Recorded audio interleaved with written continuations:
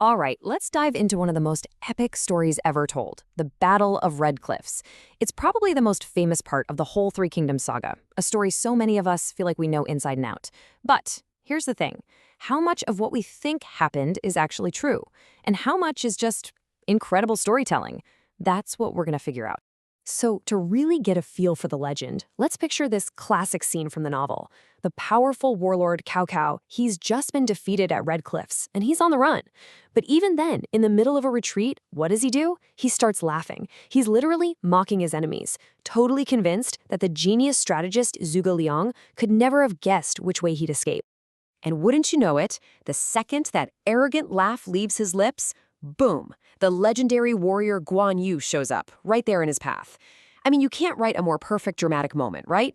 It's the ultimate pride comes before a fall, and it's a scene that pretty much defines the legend of the Three Kingdoms. But that brings us to the big question, the one we're here to answer. Did that perfect ambush, that incredible piece of drama, did any of it actually happen? Well, it's time to start peeling back all those layers of myth and see what the real history looks like underneath. Okay, so here's the most important thing to get your head around when it comes to Red Cliffs. The story we all know and love, it actually comes from two completely different places. And the version that's super famous, well, it's not exactly a history book. To get to the truth, we've got to separate the novel from the official records.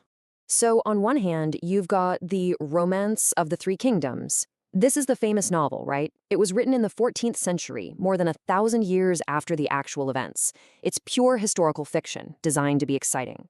Then on the other hand, you have the Records of the Three Kingdoms. This was written way back in the 3rd century, much closer to when all this went down. One's for entertainment, the other is for the history books. And believe me, that difference changes everything.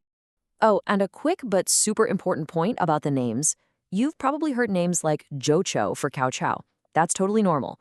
A lot of the names we know come from the Hokkien dialect, which was used in the first translations. For our purposes, though, we're going to stick with the Mandarin Pinyin names, like Cao Cao and Liu Bei. It's just the standard used in modern scholarship, and it helps keep us all on the same page.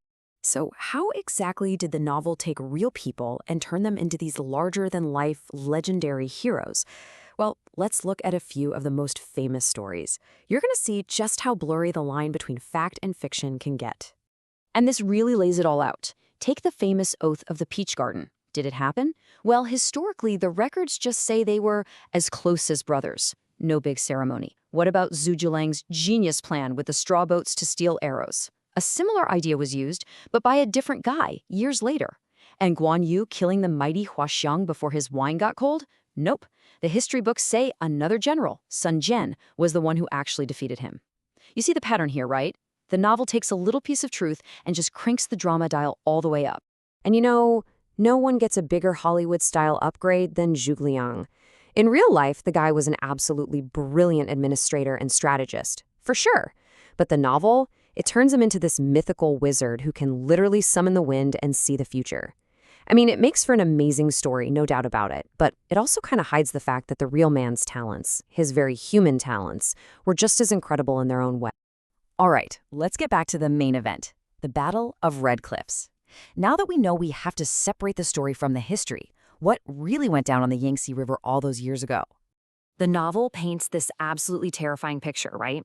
Cao Cao is marching down from the north with this unstoppable army of 800,000 soldiers. An army so huge they say it could drink rivers dry. And that number is so important to the legend because it makes the final victory seem like this impossible one-in-a-million miracle. But, you guessed it, history tells a very different story. Modern historians figure Cao Cao's army was actually closer to 230,000. Now, don't get me wrong, that is still a massive, massive army, but it's not the mythical, overwhelming force from the novel. And just changing that one number, it shifts the whole dynamic. The good guys were still the underdogs, for sure, but suddenly, winning wasn't a miracle. It was actually possible. So if it wasn't some kind of magic or a miracle, what really defeated Cao Cao? Well, historians point to a bunch of very real-world, practical things. First, a nasty plague swept through his army and made his soldiers sick. Plus, his troops were from the north. They knew nothing about fighting on a river. The damp southern climate was also a huge problem for them. And the biggest factor of all, that decisive fire attack, it wasn't Zhuge Liang's summoning the wind. It was a brilliant military plan, thought up and carried out by the Allied commander Zhou Yu. Okay, so we've established the story is full of, let's call them creative liberties, exaggerations, things that just didn't happen. So why are we still talking about it 700 years after it was written? How did the Romance of the Three Kingdoms become one of the greatest stories in the world? Well, it's because if you look past the fiction, what you find is an absolute masterclass in strategy, in leadership, and in human nature. These old stories are packed with lessons about having a vision, about being resilient, that are just as powerful and relevant today as they were back then. I mean, think about Zhaga Liang's famous Longcheng plan. It was this incredible long-term vision, but he was always flexible enough to adapt when things changed. Or just look at Liu Bei. His alliance with Sun Quan at Red Cliffs was the only reason they had a shot at winning against a much bigger enemy.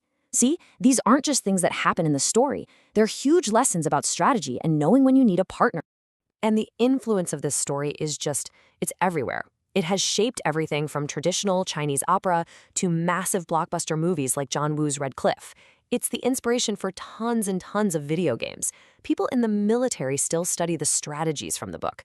The legend has grown so much bigger than just the pages of a novel. So this all leads to a really interesting question, doesn't it? After we've gone through and separated all the facts from the fiction, what kind of truth is actually left in the story? And his quote, I think, just hits the nail on the head. The Romance of the Three Kingdoms. Okay, so it's not 100% historically accurate. We've seen that. But its real value, its real power, isn't about historical accuracy. It's about what the story means. It's about the deep lessons it teaches us about loyalty, about ambition, about strategy, about what it means to be human. Those are truths that are way bigger than just simple facts. So, I'll leave you with this to chew on. At the end of the day, which one is more powerful? A historical fact? Something that really happened but might be forgotten? Or an immortal legend that inspires people and teaches lessons for hundreds and hundreds of years? The answer, just like the story of the Three Kingdoms itself, is, well, it's not simple at all.